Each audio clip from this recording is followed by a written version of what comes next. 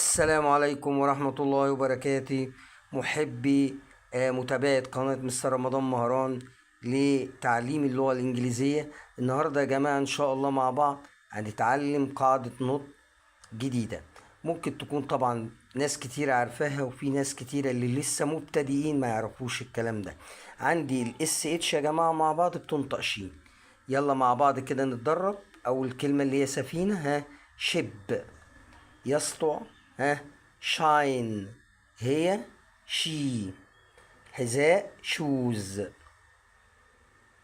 يخجل شاي. محل شوب.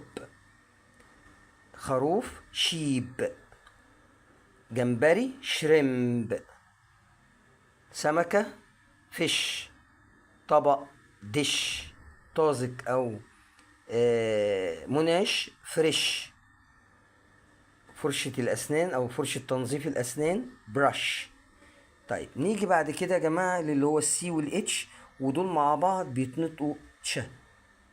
وادي الرمز الصوتي بتاعهم. يلا مع بعض نتدرب. chips. chair. child.